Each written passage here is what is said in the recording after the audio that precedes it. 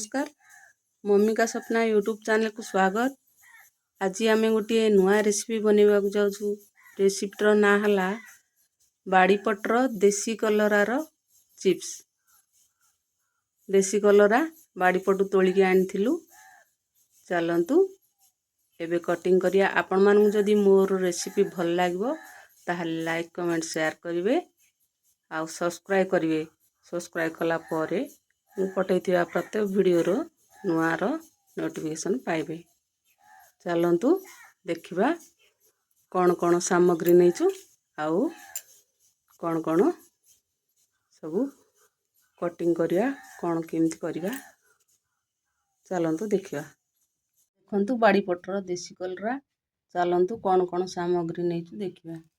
पियाज, अदा, रसुण, भृसंग पत्र, लूण, गरम मसला आउ चाउल गुंड, बेसन, लंका गुंड, हलदी गुंड आउ तेल एति सब सामग्री नैचु। चलतु कलरा प्रथमे धोइबा।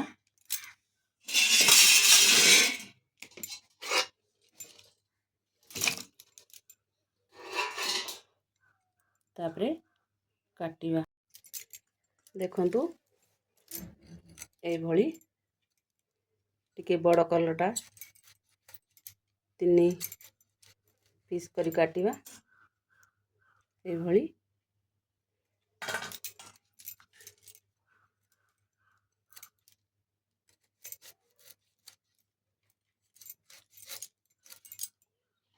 काटिबा।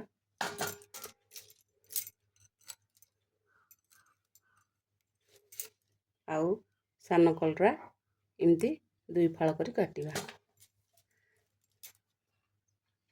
देखंतु सबुटिक कलरा ए भली काटी देइछु। चलंतु टिके लूण देई आकु गोले 10 मिनिट छाड़ी दबा। 10 मिनिट पर सबु मसला मसला पकेबा। 10 मिनिट छाड़ देले या देहरु सब पिता पानी निगड़ी जीवो। पिता पानी बाहर कर देकी मसला मसली पकेले अधिक पिता लागिबो नाही। एई 10 मिनिट भितरे अदा रसुण प्याज को कोरी रखिबा। देखंतु 10 मिनिट हो जायछि। चलंतु देखिबा केती पानी बाहर छी। देखंतु निगाड़िबा।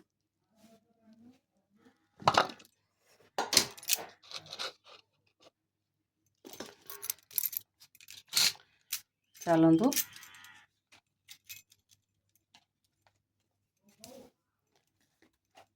चाउल चूना दबा। चाउल चूना टिके खदड़िया देइछु। अल्प लूण, मरीच पाउडर, हल्दी पाउडर, भृसंग पत्र, पियाज बटा, अदा कोरा, रसुण कोरा,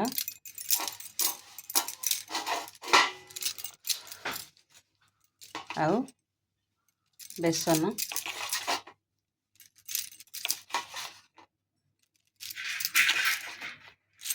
चलंतु भल भावे गोलेबा।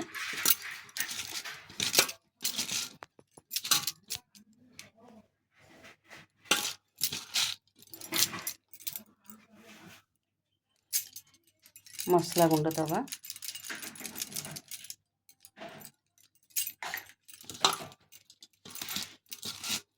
भल गोलेबा। देखो भल गोले देचु। चलंतु गैस लगेबा। तेल करी बसेबा। देखंतु तेल करी बसेचु। तेल एबे गरम हवा गलानी।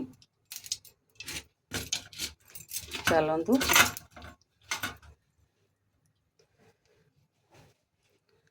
कलरा को गोटे गोटे पकेबा।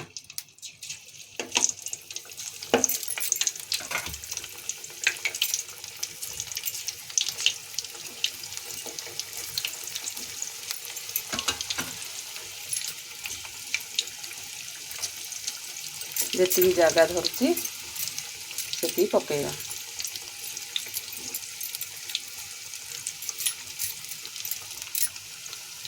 चलतु लेउटेगा।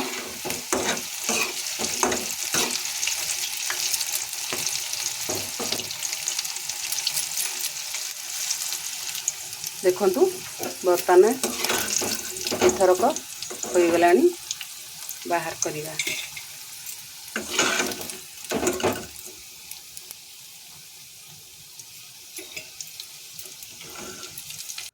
चलतु बाकी टिक पकईदवा।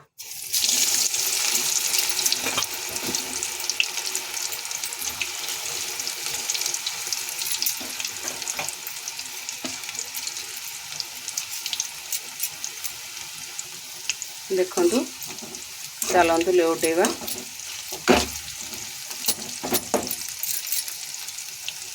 देखंतु बर्तन हे आसलानी। चलतु प्लेट को बाहर करवा।